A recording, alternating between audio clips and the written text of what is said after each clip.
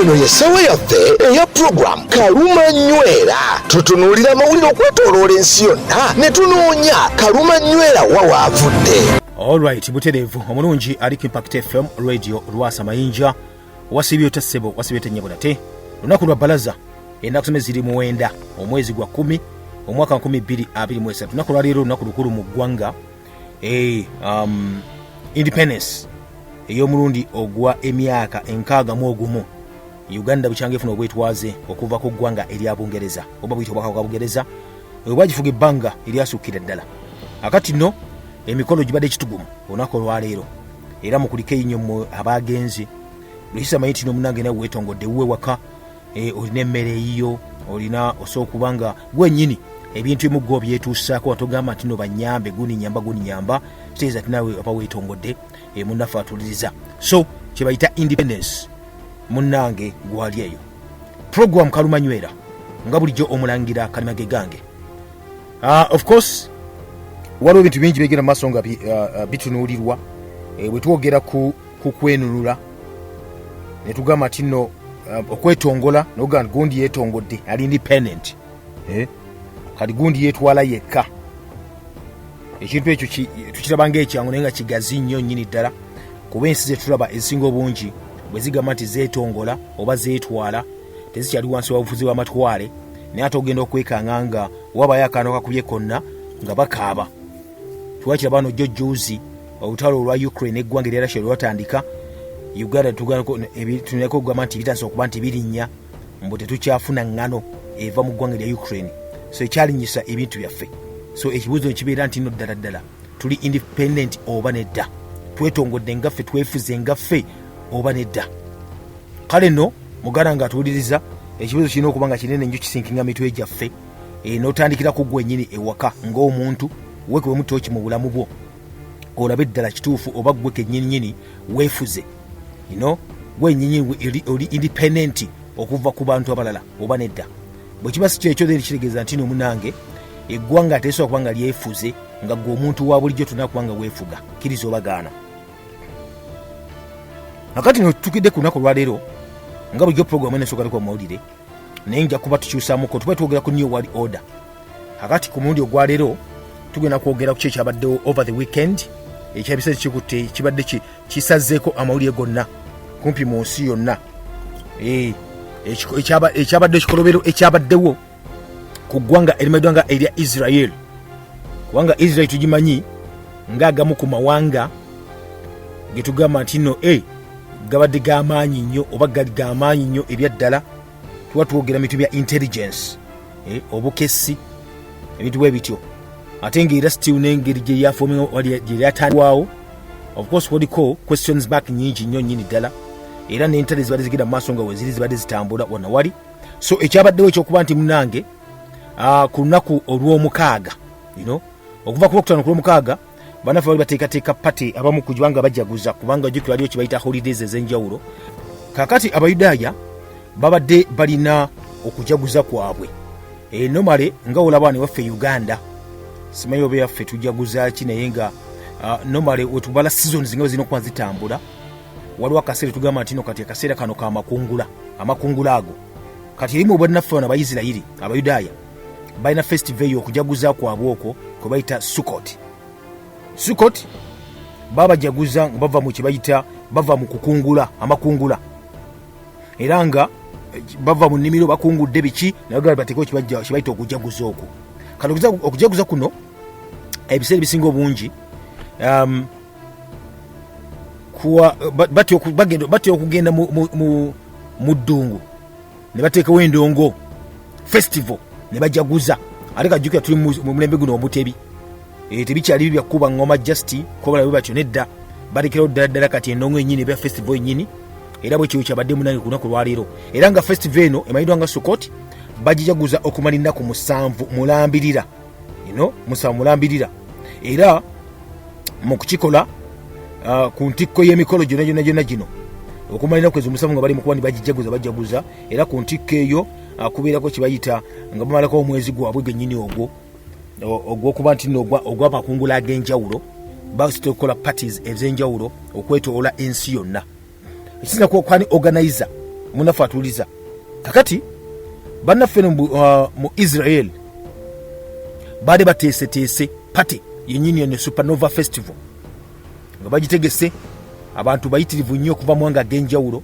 ne of course n'aba ab'omunda mu ggwanga munyini basingayo obungi ennyo mune nga balina okuba nti bagenda bafune banyumirwe bakyakaleko kubanga munange lunaku lwa makungula atolwa kinedda akati munange bade bali eyo mu music festival yaabwe bajaguza bakola ki bagenza okuwulira abasajja emmotoka piki nga zingiddewo mu kuyingirawo amasasi ganase kunyooka bunyoosi amasasi mu kunyooka mugana wange ekyaddiridde abantu kuba nga batandika okuba nti battibwa mu mbeera bwetyo kalokusinga ku mawulire munange twafulumye agabali gagenda mu maaso abasajja abalumbye abaisiraeli badde ku pate nga bali mu kuba nti bakyamuka bali mu kuzina mukaawo kigamba nti no badde bayeekera bayite abatujju bagamba nti no batujju mu nsi yonna amayiddwa akabenja kamayiddwa nga aka Hamasi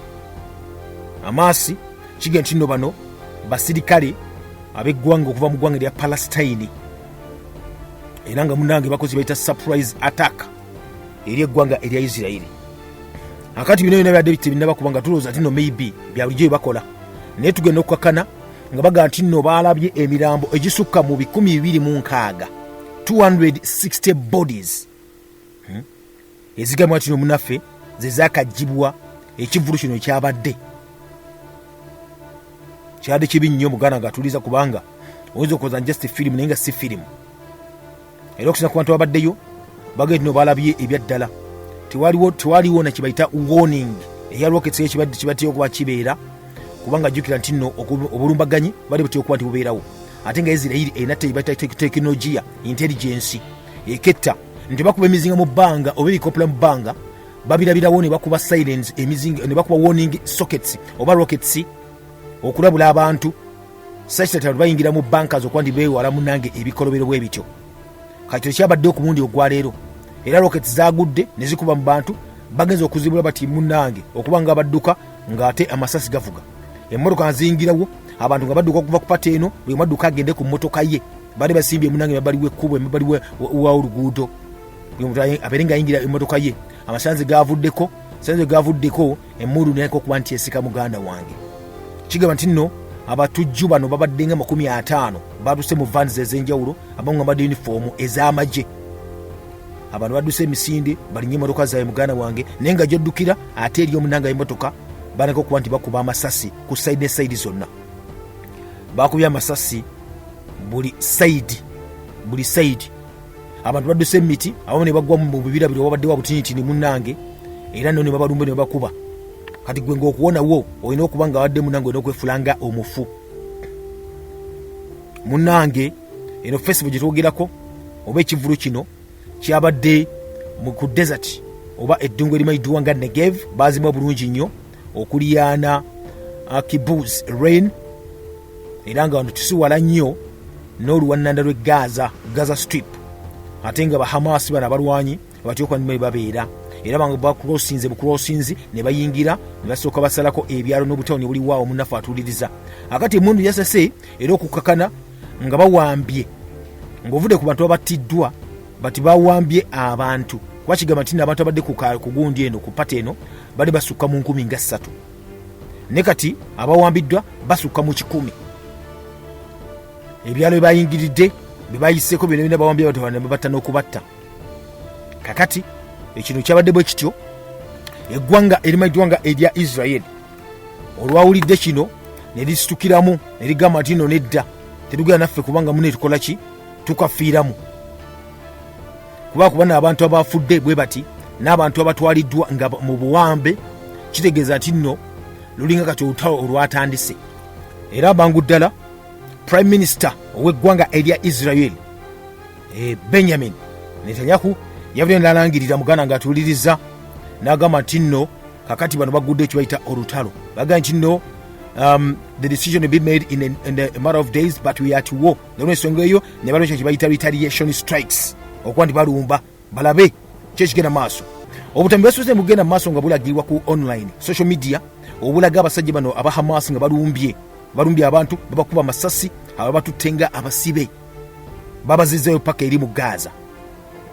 Kakati Israel neeronkinga okuba nate ebikompola ebyenjawulo ngekuba mu Palestine, era ne bongera n'abasirikale abalala ab'enjawulo balenga balumba mu maserengeta g'eggwanga lino.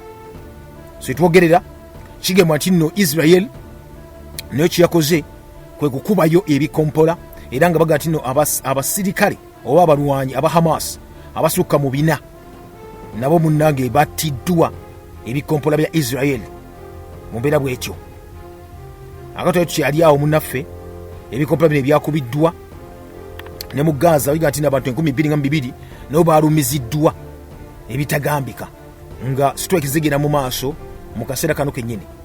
Awo twakomyawo strike ezo zazzeemu ku lunaku olwa Saturday, ate nate bano tebakomyawo kuba nti babakubyemu bakubye bawambye abantu, then Israel netandise okuba nti ezzaayo kye bayita omuliro, era mu kaseera ke kamu oba katini ennyo mpawo kaaga, ate tulaba okulwanagana okulala nawo akuddamu. Kati okuba nti Israel yakubye ebikompola byakubye mu Gaza yokka, nedda wabula bikyusiza nekubako ne mu Lebanon. Era ekyaddiridde kwe kuba nti abasajja nabo bagamba nti you know what, katusitukiremu. Era ne tulaba abasajja abasitukiramu ku sayidi ez'enjawulo. Ku lunaku lwa Sunday amagye aga Lebanon, eyo group yayo ekwate mu ne bayiddwa nga Hezbollah, nayo neronkinga mumba mu Shiba waliwo farms ez'enjawulo nga babegasi ne ba Hamas nagano gwake oba gwake omusajja ne yatuta madda muganda nga tukide no kulwaliro nga baga death toll abantu abafudde ebyaddala bali aba Palestine basuka mu 4 birambirira, ate Israel ekitabanga nawo kino kyuka kibinyonnyo basuka mu 6 abantu abattiddwa. Akati no bino kyo gamba kiri kitya nti no waliwo already obutabanko obadde bugenda mu maaso oba kibayitanga escalations obunkenke obw'amaanyi ennyo, nti no abantu aba Israel ababeera mu byalo bye twogerako byaba Palestine yebuleke magakaawo bava ne bagamba nti bano balumba abagoberezi oba bayite munnange abaali bagenze okuba nti basinza nga Palestine nga bagenze ku muzikiti gwabwe gomayiddwa nga Al-Aqsa okuba nti basinza, era mu kutuukayo kigamba nti waliwo munnange abattibwa. Etteeka lyayita ne UN neva n'ekivumirira negamba Israel tolina kubanga ogoba abantu bano bayita ba settlers aba Palestine abaali okumpi awo n'omuzikiti guno wali mu East Jerusalem. Kakati nno bano bagane beesoma nti obudde bwonna tujja kukola revenge, tujja kukola kibayita retaliation. Kakati bwebanga namba bweti ebyaddala egeze masomani gefudde kuba tuwulidde abantu bangi nnyo abagenze kuba nti bafiira mu kiru kino. Waliwo munnamawulire bambi kuba bifaananyi kigamba nti no yattiddwa mu lumbaganyi buno, abalaba nnyo balabiseko nga bali mu kuripootinga naye nga munnange nabo munnange embeera mbi nnyo bwetyo. Kati twadde ku ekyo nga bunamawulire amaze okuba nti afa batugamba tugamba muli agafulumiziddwa, waliwo kati aganso gwagagamba nti nno bayinza okuba nti mwaba bawambe mwademu abarasha akitegeeza kyekyo waliwo kati ag'okuba nga aposhinga nayo sheberinga nayo yenyigira mu lutalo luno lwennyinnyini. Then tuba tukyali awo nga batugamba nti nno ebyokulwanyisa ebyakozeseddwa aba Hamasi byavuddewa byavuddewa naga nti biyinza okuba ebyokulwanyisa ebyo ebigenda mu ggwanga erya Ukraine. America wamu n'abanywanyi aba NATO bye bawa abasajja bano okuba nti bagenda mu maaso okuba nti balwanyisa, biyinza okuba either bava mu Afghanistan oba byavudde mu Ukraine. Kakati ebyo nga bikyali awo ebityo ne twebuuza muganda nga atuuliriza obunkenke okutya kuba kati omusajja alangidde olutalo Benjamin bamuyita Bibi eri mu ggwanga ery'abanaffano abamayiddwa nga aba Israel eyakawunga ekisanja atasa obukulembeze nate ekisanja ekirala n'ekibiina ekyo ekyali Good Party. Kakati oba nga banasa okuba nti muganda wange alangiridde olutalo lugenda kukomawa juka lubaddewo aba Hamas bagamba musajja gwe watutama Palestine bennyini abo. Then Israel egamba namwe mulina okuba nti mutuviira wano, bano bagamba Palestine egamba akaalo ka Palestine kagwa kadda kaliko bannannyiniko gye mwava yonna ne mujja wano mulina okuba nti mugoberera oba musaamu ekitiibwa amateeka ag'ettaka, laws of the land. Kati bano abagamba biyita ba sons of the soil aba Palestine bagamba Omuyisirayiri tolina kubanga otubeera n'amateeka, olina okubanga tubeera in harmony kuba jjukira lwo ebifo byetugamba nti ebifo bino byankizo nnyo nnyini ddala kyokka nga ate biri muki East Jerusalem waliyo omuzikiti bannaffe bagenda basaala abayisiraamu wamu n'abawarabu ab'enjawulo. Waliyo kye bayita tabanako abajju gye bageze bagendamu. Waliwo that is ekkanisa ze bagendamu okuba nti balambula n'okugendayo okusaba. Bino bagamba ebyo nabulina okuba mubiwa ebitiibwa. Bano bagamba it's high time ffe tubikontrolinga ng'abayisirayiri tulikuba tubifunamu ssente. Kamuganda nga tuyiza program eno naku lwairo njaga soge twekeneye tulabe ddala obutabanko buvaawa. Akabi kavaawa wakati wa Palestine n'eggwanga lino erimayiddwanga eri Israel. Katumika tulunyo tandikirawo nate tuva ku mukutu. Okyali mu program Kaluma Nywera. Alright. Nate muganda nga tuliriza tukyali ffenna program Kaluma Nywera. Omulangira Kalimage gange. Tuli mu kwogera ku nsonga ekizibu ebyatuuse mu ggwanga erimayiddwanga erya Israel wamu ne Palestine.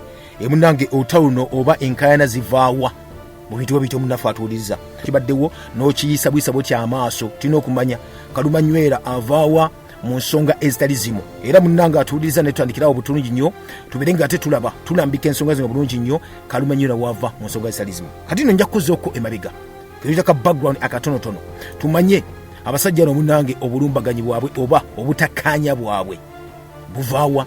Ekyaluse n'okuba nti munnange abantu bafudde bwe bati ate ng'era kyeka eno ntandikwa kubanga omusajja aba yavuddeyo n'alangirira naga nti no what ke kaseera agenda okufuula kye bayita Palestine kye bayita eddungu a deserted island oba ekizinga ekyavaako dda abantu bakiriko muntu n'omu n'akamunakede nga bakidduka bw'atyo Benjamin Netanyahu we bayita bibi ewaabwe eri bw'atyo bwe yagambye. Kakati tutandise mugana nga atuliza kyajja kitya olutalo wakati wa Israel ne Palestine lwatandika of course dda mu kyasa ekyo19 mu mwaka gwa 1947 United Nations kyetuyita amawanga amagatte batuula ne basalawo okusalawo bagitanga resolution ey'ekikumi era nga bagiyitanga partition plan enteekateeka ey'okutema ekitundu. Era eno ng'ekigenwa kyali kimu kyokka kyali kyakutema kwawulamu that is Bungereza weringa etwala ku kitundu ekya Palestine ebirenga bakyawulamu Abawarabu bafuneko n'Abayudaaya bafuneko bayite abajju. Era ng'ennaku z'omwezi 14 omwezi gwali gwa 5 omwaka 1948 Bungereza gaitu ne etwala kitundu ekyo. Era bano batwa wansi ne bagamba nti what tutaddewo nate eggwanga erimayiddwanga erya Israel.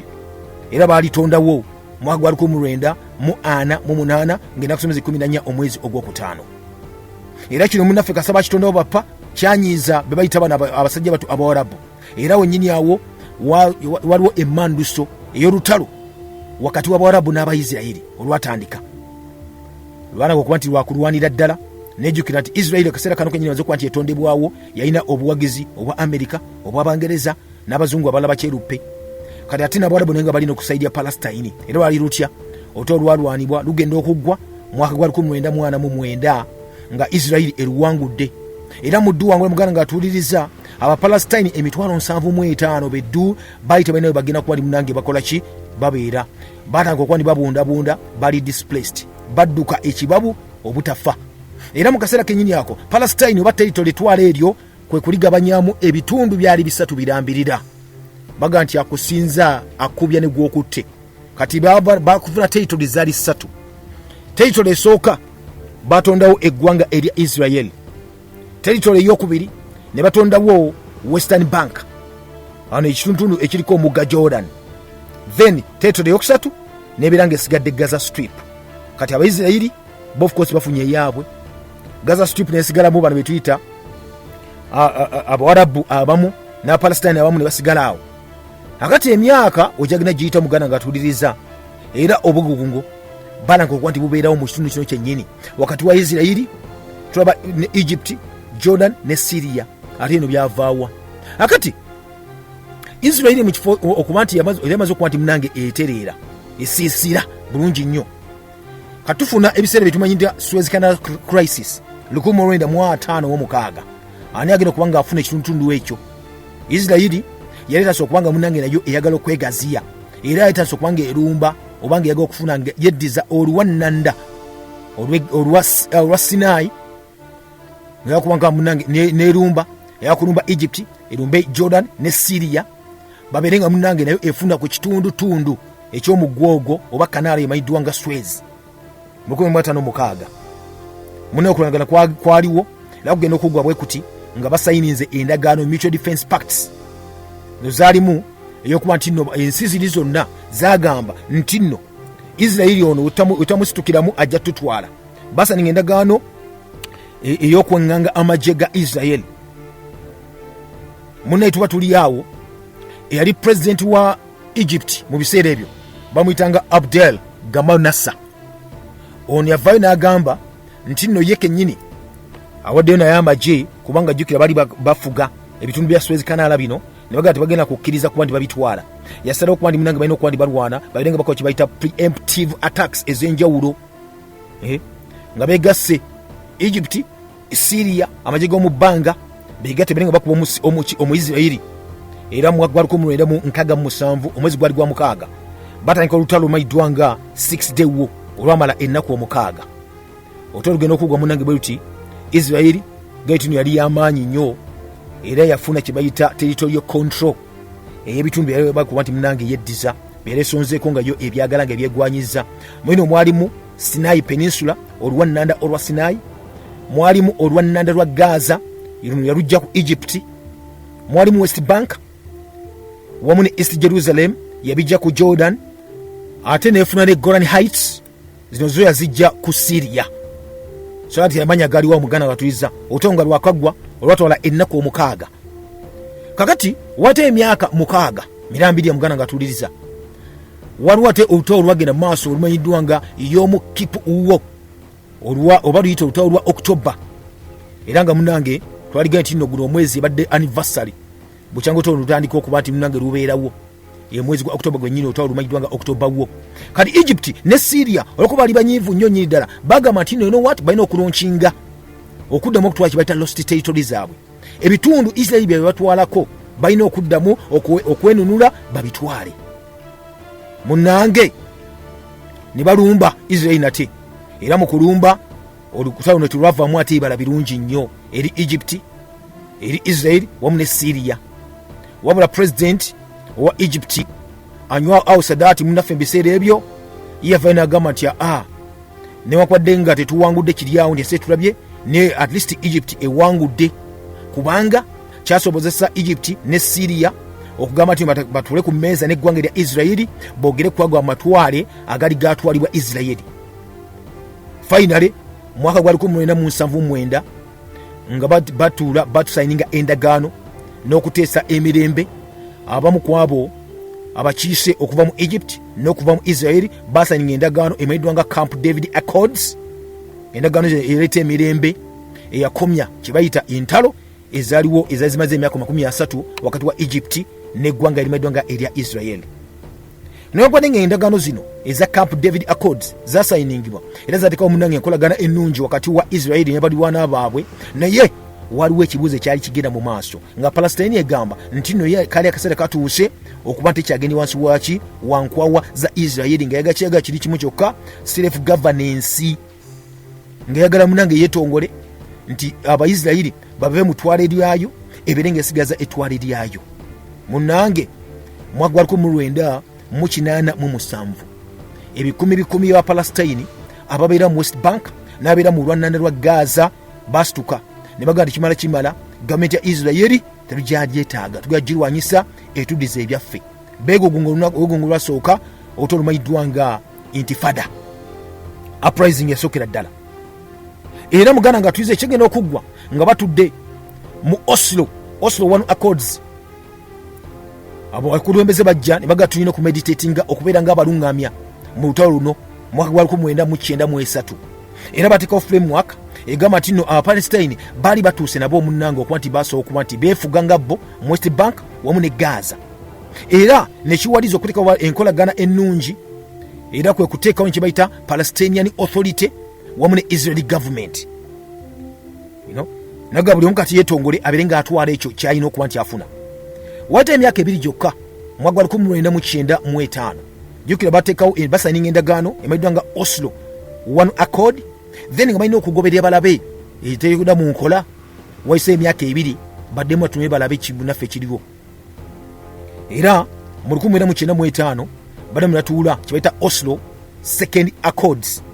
Zino zaali zina okulaba agreement yasooka eteereddwa mu nkola obwaire bwe bateekamu ddala bugobererwa oba tebugobererwa.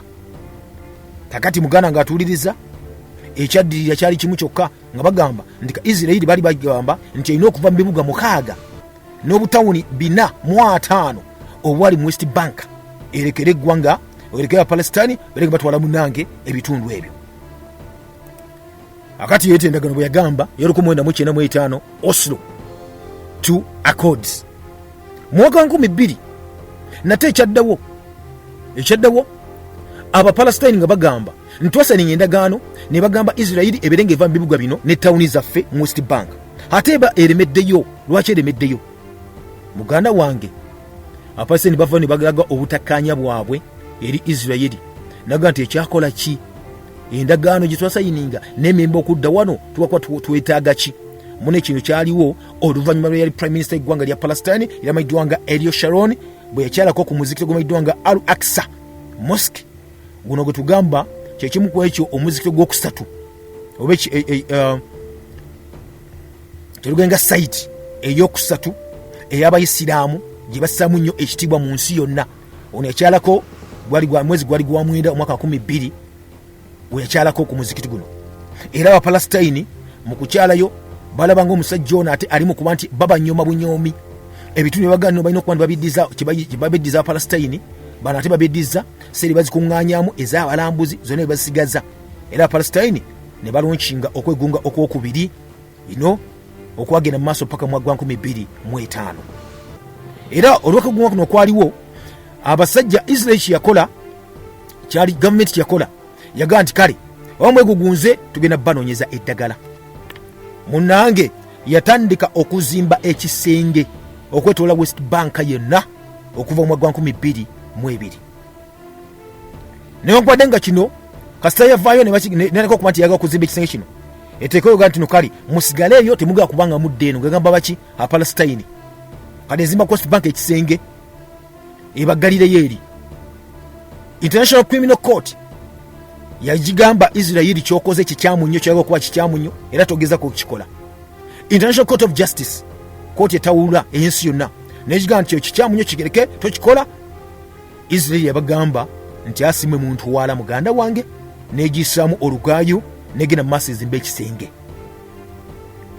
Mu mwaka gwa 2013 eggwanga erimu eggwanga erya America United States yagezaako kuba nti munange ezzaawo kibayita emirembe gyennyini egyaliwo oluli wakati wa gavumenti ya Isirayiri ne gavumenti oba buyinza mu ggwanga erya Palestine naddala ababeera mu West Bank.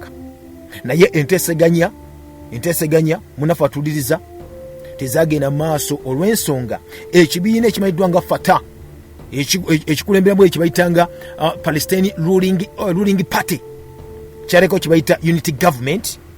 Era unity government eno ng'erina ekiwayi ekyaba rivals baabwe rival faction abalinga opposition amanyiddwa nga aba Hamas mu 2014.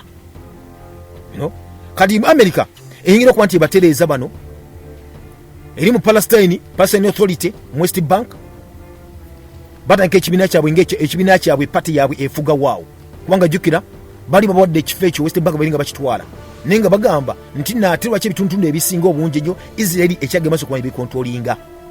Kati bakola gavumenti yaabwe nga unity government bagifoominga. America wejjira okuba nti egamba batabaganya banaka gavumenti yaabwe ne bateekawo n'ekiwayi kyennyini ekimanyiddwa nga ekya Hamas. Kane banga balina political parties bbiri esooka yebayitanga esooka yabanafu bayitanga Fatah then eyokubiri nga yefuga ruling party then ekibiina ekyokubiri ekya Hamas bakiteeka mu 2014. Kati Hamas eno wejjira mu buyinza okuba nti nayo efuuka ekibiina ky'ebyobufuzi bano bali beekutula kuba Muslim Brotherhood abamu Egypt abaali batandika omwaka gwa 1987 obasa okwegunga okwasookera ddala Egypt ng'erwanagana n'abaani n'aba Isirayiri. Era eno muganda ng'atuuliriza yafuuka political party ennyinnyini naye wano gyojuzi mu 97 laba eggwanga lya America ne ligamba nti nno kino yo ekitwala nga kibiina oba akabinja k'abatujju era bagiyitanga terrorist organization bo bennyini akabiina k'obutujju ne bwe tebafaayo naga nti newankubadde bwe tuyita kabutujju ffe tuli kibiina kya byabufuzi mu ggwanga erya Palestine eno West Bank. Munange twali tuli awo mu mwaka gwa 2014 waliwo nate obulumbaganyo obwakola mu kitundu kya Palestine era nga kigambwa nti nno amagye ag'eggwanga erya Isirairi geŋŋanga amagye n'abasajja bayita abatujju aba Hamas. Kiga nti aba Hamas baga maso ne bakuba kye bayita rockets ebikompola nga 3,000 babikuba nga bikubira Israel. Era Israel kyakola nakyo kwe kuzza omuliro kye bakola major offensive geze mu Gaza ne kubona ebikompola eby'amaanyi. Era kuno kulwanagano tekwali kwa maanyi nnyo naye kwakoma mwezi gwali gwa August ogw'omunaana mwaka 2014 nga bannaffe bagambye nti tubere tutule ku mmeeza. Egypt yagamba mutule ku mmeeza era wakati wa Israeli n'aba Hamas bate ku mmeeza biringa bateesa. Kino bagenda okuma bakituukako abantu bali bamaze okuba nti Abaisiraeli yafiirwa abantu 73 ate Palestine yafiirwa abantu 22,500 bali bangi nnyo. Era baba eno wave oba omuyaga guno ogw'obugwegungo obwaliwo wakati wa Israeli ne Palestine bali kamatongo bafudde. Ate mu 2015 baddamu nate okuba nti kye bayita okwegunga okwaddamu. Baga nti lwaki Israeli totuviira mu ggwanga lino, lwaki tova mu ttwale lyaffe. Israeli yegamba nange nina okuba nti mbeerawo wano. Muganda wange mu 2015 President wa Palestine Mahmoud Abbas yalangirira nti Abapalestine tebakyali mu ndagaano eyasayiningibwa mu Oslo kibayita Oslo Accords olw'ensonga nti Israeli nayo tessaamu kitiibwa mu ndagaano eno. Wama okirangira kitegeeza ki muganda ng'atuuliriza kubanga jjukira endagaano eyo yali ewa Abapalestine okuba ne babeera mu West Bank. Israeli ne mugamba nti olina okuba nti ogenda mu maaso nga honalinga osaamu ekitiibwa endagaano eno. Israeli n'agaana. Kati President Mahmoud Abbas alangirira nti bavudde no mu ndagaano eyo bagisazzaamu kubanga Israeli teyisaamu kitiibwa. Mu mwezi ogwokusatu wamu n'ogwokutaano mwaka gwa 2018 Abapalestine ababeera mu kye bayita Gaza Strip mwananda lwa Gaza bava ne beekalakaasa ng'ekibeekalakaasa kyali kimu kyokka nga bagamba beekalakaasa wakati wa border eri wa Gaza Strip ne Israel. Era kino okwekalakaasa balinda ku kye bayita anniversary eya Nakba. Abaisraeli waliwo olunaku lwe bakuza olw'okutambula kye bayita Exodus ova mitundu ebiggwanga ebyenjawulo kuba nti basetolinga mu kitundu kimu, then ate ne independence yani ya Israeli byakwatira mu kaseera ke kamu kennyini ako. Kakati bano bajaguza anniversary y'emyaka 17 ne Israeli ne Palestine ne Israeli ejaguza independence yayo mu 2018. Batuuka waawo balaga okwekalakasa baga nti mutuviira munange okwekalakasa okwali okw'emirembe kwatuuka mu biseera ne bajja ku perimeter fence ekisenge ekyazimbibwawo. Abasajja ne bakwata ebipande awo ne bakasuka ku kisenge kinyi ekyo amayinja n'ebintu ebirala. Era mu kaseera kennyini ako okumanya obutabanko bwali bubi nnyo okwegunga kwatandikanga okw'emirembe. UN agenda tugamba nti abeekalakasi 143 battibwa oba baafa awo wennyini awo. Abasukka mu kakaaga ne bafuna ebisago ebyenjawulo kubanga mwalimu n'amasasi agaddala Israeli ge bakubamu nga balumbye ekisenge kino. Era mmeyi wa 2018 muganda ng'atuuliriza okwanagana kwabalukawo wakati wa Hamas n'amagye ga Israeli bo kye bagamba nti you know what kino kyali kibi nnyo. Kakati nga tebanda kuba nti batuuka ku kye bayita entegeragana. Amagye agali mu Gaza kigambibwa nti nno bano tugera ku Palestine kati aba Hamas bakuba ebizuka ebikompola 100 birambirira nga bikuba mu Israeli. Israeli ne responding nayo nezaayo ebikompola ebisuka ngekuba targets mu Gaza ezisuka mu 50. Era kyo kyatwala essaawa zaali essaawa 24 nga muli obuliro kuba bukubi muganda ng'atuuliriza. Era mu biseera ebyo 2018 administration yaliko mu ggwanga lya America yali ya Donald J. Trump. Wano yavaayo n'agamba nti nno ayagala nnyo okuba nti azzawo emirembe wakati wa Israeli ne Palestine deal ebeere ng'ekomekkerezebwa there and then. Era yagamba nti nno kati enefuuse foreign policy ye okubanga akola ki nga asoosowaza era Trump kye yakola yagamba nti asazza mu kibayita okuwaayo ssente mu UN relief works yakolanga ibaga nti bali bawa abanoonyi b'obubudamu aba Palestine obuyambi wamu ne ssente, era n'agamba n'okugamba nti nno mu kubawa ssente bali bafuweringa oba bali bongera mu maaso obutabanka okuba ne bugenda mu maaso balooza nti bajja kuba ne babayamba buli kaseera. Era teyakomako ekyo n'agamba n'okugamba nti agenda kuloketinga kusengula embassy ey'eggwanga erya America okuva mu Tel Aviv ayitwale mu Jerusalem, akyuse ebyaliwo kye bayita US police abere ng'agikyusa muganda ng'atuuliriza. Trump alangirira kino nno okusalawo kuno okujja embassy mu Tel Aviv ekitwale mu Jerusalem kyali kitegeeza Israeli yasanyuka nnyo nga bw'owulira, ate Abapalestine bo munnange ne bakikonera ne bakivumirira nnyo, n'amawanga amalala gali Middle East mpozi ne Europe abalala ne bakivumirira. Israeli yongeye gamba nti okuddira kye bayita embassy okiteeka mu Jerusalem kitegeeza nti nno obanga otuwadde obuvunaanyizibwa bonna bonna kubanga ffe tugamba nti nno Jerusalem ejja kubanga yeetongodde nga yonna teyeesaddeeko ng'eri complete ate ng'eri united. Era nagamba nti nno bwe wali n'ekitebe kyaffe ekikulu ate nga Abapalestine bagamba nti nabo East Jerusalem we wali ekitebe kyabwe era balabe ekitebe kyabwe munnange ekyeggwanga lino erya Palestine mu maaso eyo. Kati bagamba nti nno Trump yalinga abajoze olira otya embassy ogijja wali kiteekawo nga toba consultinze oba consultinze ate bali bagamba nti si yaabwe. Mune mu January 2022 administration ya Trump ne balirizinga kye bayita peace to prosperity plan. Bafulumya ekiwandiiko kye bayita enkola namutayiika eraga okuzza emirembe wamu n'enkulaakulana. Eno enkulaakulana gye bali bagambye yali rejected, yaganibwa Palestine ne bagamba nti no kye tuliko kiri kimu kyokka, bwe mba nga America muwagira Israeli okweddiza ebitundu ebitali byammwe byayo naddala mu West Bank, kitegeeza nti nno terujja kukkiriza enkola gye mwaga okuba ne muteekawo. N'ekirala kye twagala kiri kimu kyokka, Jerusalem eno erina okuba naffe tulinako ekitundu kyaffe kubanga eryo ebintu byaffe.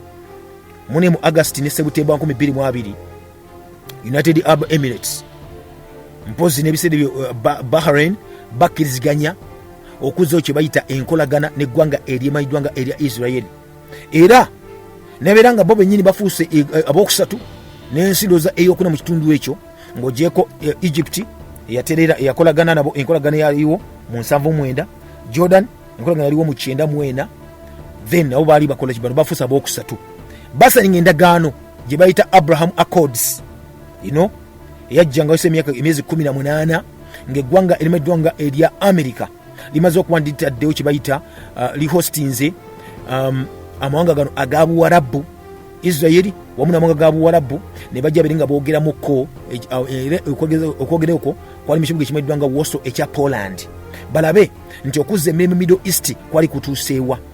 Omukulembeze wa Palestine biseera ebyo Muhammad Abbas yagaana endagaano zino, era teyali ku si yeyeka n'aba Hamas ng'akabinja kebaga nti abatujju nako ne kagaana endagaano zino. Era mu October 2022 kooti mu ggwanga erya Israeli yavaayo n'esala negamba nti nno kaluma nnyo wano waava kati wuliriza nnyo munnange atuwuliriza. Kooti mu ggwanga erya Israeli yavaayo n'esala nga bataddewo okwemulugunya okw'enjawulo negamba nti families amaka agaba Palestine agabeera mu kitundu ekimanyiddwa nga Sheikh Jarrah wano nga kino ekitundu kiriraanye Eastern Jerusalem nebagamba galina okuba ne gavaawo gasengulwa wabunaatukira nga mu mwezi gw'okutaano omwaka 2021 nti era ettaka lyabwe balikwate lyonna baliwe famire ez'Abayudaaya. Munnange mu February 2021 famire ezimu eza Palestine okuva mu Sheikh Jarrah zateekayo okwemulugunya kwabwe mu court of appeal nga bagamba kibali basaze kikola makulu kubanga okweguma kujja kubeerawo abantu bwe bagendewa balina kuba ndi babeeraawo, era muganda ng'atuuliriza kooti balina okuba ndi bawulira bato ezigenda mu maaso nti ebyobugagga balinawo property ownership egendewa era mugamba mulinga abagamba Palestine babine mu kifo kyabwe mu bifo bye balimu baveemu baleka amayumba gaabwe mu Jerusalem batambule bagende nti balina mu kifo nga bawadde mu nakukalakasa kwabwe munnange omwezi gwa April guba gugwako 2021 Abapalestine batandika okuba bennyini nga bekalakasa bagana kooti erudde ku nti bawuliriza muganda nga atuwuliriza bana kwekalasa ku street eza Jerusalem nga bagamba nti nno kooti wakiruddewo era abatuuze abamu Sheikh Jarrah nga begasseko ne ba activists abanuzi b'eddembe batandika okuba nti mune batuula ekiro nga bateesa kyekiddako mwezi ogw'okutaano nga gutandika bwe guti kooti yavaayo ne ensala yaayo negamba kituufu mulina okuba nga musengulwa mugende temusana kubanga muli wano n'ettaka lyammwe Abayudaaya baliddeko munnange kino olwakisalayo bati bappa naga twakitegeera dda baadanga okuba ndi beekalakaasa baga tekijja kusoboka era poliisi abayizirairi yavaayo ne bagideployinga nejja ebirenge ekkakanya bano bali beekalakaasizza ng'ennaku zomwezi 7 omwezi ogwokutaano omwaka 2021 mwaka ogwedde gwetwogerako guli munnange abantu bali beekalakaasa mpola tension zeeyongera mpola Abayisirayiri bebaga okuba ndi batuula mu kifo kibajje kuba batwala ettaka lino wamu ne poliisi omwezi gwali gwa Ramadan mu kisiibo kyennyini baga nti okulwanagana kwabalukawo ku muzikiti ogumayiddwa nga Al-Aqsa Mosque mu compound yennyini mu kibuga ekimayiddwa nga Jerusalem. Lwaki era kyali kitya kiga nti nno wano waliwo wakati wa poliisi eya Isirayiri banasajja bajja okuba nti basaala Abayisiraamu n'Abarabu aba Palestine bajja okusaala basanga abasirikale aba Isirayiri bakutte emmundu beetodde omuzikiti gwonna era nga balina amasasi agarabba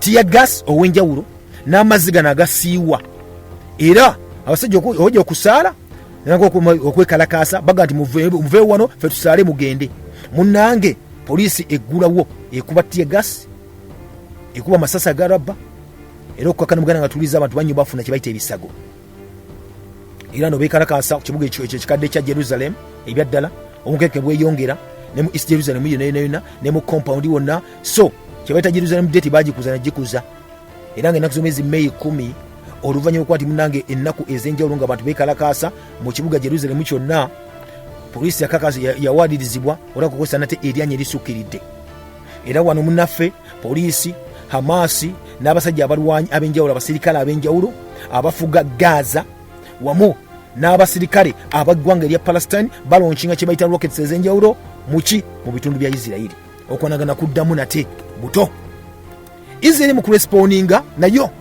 efuna ennyonyi ekasuka ebikompola eri mu bitundu bya Gaza kiga nti munafu atuliza yatta abantu abasuka mu 20 aba Palestine nga bali mu Gaza akati yagamba yetaya kubanga etta aba Palestine bali mu Gaza wabula eringe etunulidde kukuba ba Hamas abatujju beita abatujju n'abasirikale abamu mpozi n'okwonoona kye bayita infrastructure yaabwe era ttano ezo kutana ezimu ze bagaa tino bekwekamu sakone rocket launchers ezimu ku ezo era wano Israel yakoma ku ekyo yayongera n'ekola campaign eyokuba nti ekuba ebifo n'ebizimbe eby'enjawulo n'headquarters z'enjawulo medical that is media headquarters n'amalwaliro ng'ekuba wa mu Gaza wamu ne Palestine ekintu kyanyiza ennyonnyo aba Palestine muganda ng'atuuliriza yongeye gamba enoonya batujju amayiddwa nga aba Hamas ng'ennaku z'omwezi 21 omwezi ogwokutaano mwaka 2021 Israel ne Hamas bakkiriziganya okusansa munnange ebyokulwanyisa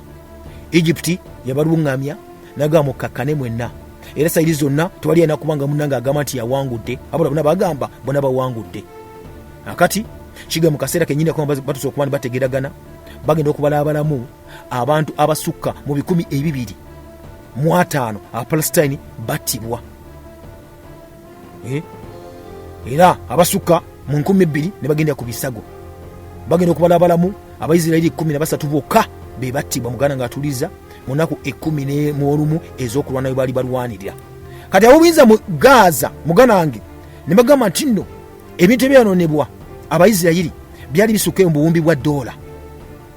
Era amawanga amagatte kimu ky'amawanga amagatte United Nations niva ekigamba nti Abapalestine emitwalo 7,200 bali tebalina wakusula nga babundabunda oluvannyuma lw'okulwanagana okwaliwo. Munnange bana kokwani batya nga bagamba bana babundabunda bagenda bwa sikulwana oba kwegunga kwa kusala kunaddawo, waliwo okutya okwali okw'amaanyi ennyo.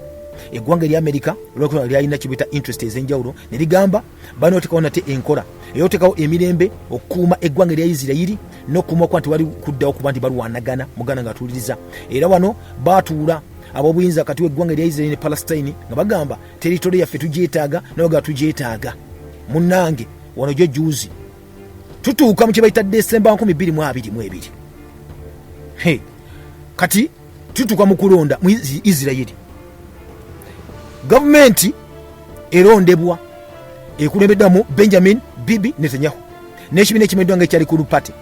Eno gavumenti yalimu be bayita abamwegattako babiri, aba Orthodox wamupozi ne bayita ba far right parties, omwali be bayita ba Religious Zionist Party nago balina okuba nemwegattawo okufuna majority. Kale ate bano abasinga obungi nga bamu kwabo bemu kwabeera muki West Bank nga ba settlers abatuuze oba abasenze. Akati muganda wange nibaga nti n'okufuna kibaita governing majority, Netanyahu yava n'abasuubiza bano nti no baga kweta emirembe West Bank n'abana munamuna abadde bamuwakanya mu gavumenti ye ne bava ne bagamba kibalina okuba bakola kiri kimu, tebalina kukkiriza Isirayiri kuba nti yeyongeza ebitundu bye bataliimu, such that Abayisirayiri abali mu Western Bank balina okuba nti gye bali tebeyongeza ate mu byalo by'abali Abapalestine okwetamu munnange ki enjawukana. Era Netanyahu kye yakola n'awa omusajja muyiddwa nga Itama Ben Gvir n'amufuula omukulu wa Jewish Power Party.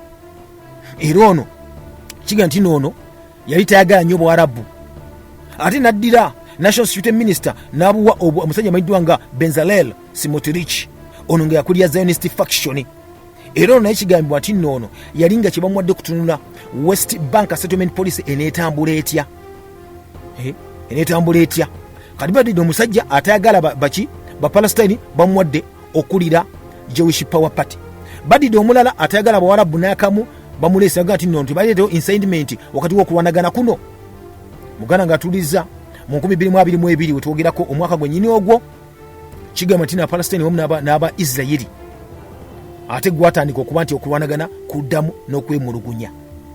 Era jojuzi wano mwaka wa 2023 West Bank baga nti gwali omwaka ogw'okufa ennyo mu West Bank muganda wange, kubaga nti Abapalestine wamu n'Abayisirayiri ba settlers bano bakrashinga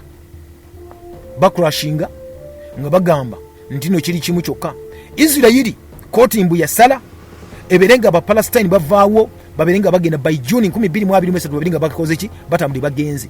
Era obanga lyatuuka Abayisirayiri kye bakola ne bajja ne bawamba ettaka faamu ez'aba Palestine abali batudde waawo. Amaje ag'eggwanga lino erya Israel kye gakola ganaka operations ez'enjawulo ne galumba omuzikiti Al Aqsa emirundi 2 mu lunaku nga lumu, ne bagaa nti ne bakosa abantu nga 35 mu operations ezimayiddwa nga Ramala operations. Mbu ne bakuba n'ebizuka okuva mu helicopter mu refugee camp emayiddwa nga eya Jenini. Mu May w'omwaka gwennyini guno gwe tuli mu Uganda ng'atuuliriza ku 2023 Isirayiri yalumba ne ganti egenda kuba abayeekera abali mu Gazan okumala ennaku 5. Era kigamba nti no yakasukayo missiles ezisuka mu 200 birambirira missiles launchinga nga yegamba enonya ba Hamas wamu n'abali abatujju. Mwezi ogw'omusanvu Israel yadeployinga abasirikale 22,000 bafune drone strikes bageninga bakuba mu refugee camp, era batta Abapalestine 12 balambirira n'okutuusa ebisago ku bantu 50. Isirayiri kiga nti no yafiirwa omusirikale yali omu yekka bw'ati. Era ne baclaiminga ne bagamba nti no be bali basse basirikale bokka tebatta bantu ba bulijjo. Kakati omusajja amayiddwa nga Benjamin Netanyahu yavayo n'agamba nti no kye baliko kiri kimu kyokka okulumba kampu, tebakutta bantu bagala kujjayo just abatujju abekweka mu kampu eno bagenda kubakuba era babiringa babatta. Basindika kibayita amaje ag'enjawulo. Era mu kulumba y'amaje gano ge basindikayo gatta abantu Palestine negamba mutuze mwe kuba mutukuba tubalinze okuba tukola kibayita revenge eyaddala. Era abahamasi bano bakola kibayita raid attacks mu Tel Aviv George buvuddeko wano juzi wano. Attacks bakoze era kwe kulumba n'abaana bade ku pate ne bakubamu amasasi ne babawamba ne batwala ku buwambe. Muganda ng'atuliza ensonga eyavuddeko okulangana okwo Israel ne gavumenti eziyona kibayita omuliro ebirenga ekuba. Wetebuze munafa tuliriza nti eggwanga baliiseewa Israeli. Yetugamba nti ebyaddala Israeli mu nsi yonna era kibayita intelligence obukesi obusinga mu nsi yonna. Israeli erina amagye agasinga Middle East gonna. Ne bagamba nti nno ddala abantu nga 50 abaserikale aba Hamas basaze batya boda. Gyebaga nti ezimu ku ezo ezisinga okukuumibwa mu nsi yonna wali ku Israel ne Gaza Strip. Kuliko kamera ez'enjawulo. Kuliko kye bayita abaserikale Shin Bet, Israel Domestic Intelligence ne Mossad bonna bakuumaawo, ne external spy abakesa b'ebweru, intelligence z'amaanyi zonna Israel Defense System, Defense Forces bakuumira ddala awo. Era kigamba nti tebalabye omuntu yenna ng'ajja. Naga ati no obunafu bwavuddewa. Israel kyebaga nti no yesinga kyebayita most extensive ne most well funded intelligence mu nsi yonna ne Middle East yonna. Nti enaba informants ne muna Palestine majega Palestine enaba informants bambega mu Lebanon mu Syria ne maje mu nsi yonna Israel bayinayo. Ne baga nno tentyo bakirabye obusajja bayiseeko ne bubakuba. Nti oluusi bano ba informers batambulya maje agense ez'enjawulo baga twaga kutta ono bamusaako kibayita GPS tracker ne bamukuba drone n'asaanawo. Oluusi bakuba emmotoka gy'abatambuliddemu. Oluusi Israel ekozesa neki eyinza okuwa essimu ne bagikozesa nebwatuka nebeeranga ekkubye. Kati kye bagamba nti nno intelligence gy'erina bwekyo obusajja bwagiyiseewa. Kati buganda nga tuyiza bwekyo kyabadde era bwekyo bwekiri. Netanyahu yalangiridde olutalo olw'okuba nti luddamu. Obadde oza nti bikendedde nedda sonedda nnyabo bilekanga ebitandika obutandisi. Obudde butusalako bulijjo omuganda nga atuuliriza ku Impact FM Radio Samayinja. Omusajja ono bakyalwanagana Israeli ne bannafano aba Palestine. Ani anawangula obuwanguzi bwe nabo bwani. Nga bulijjo omulangira Kalema gange mube bulungi mweraba.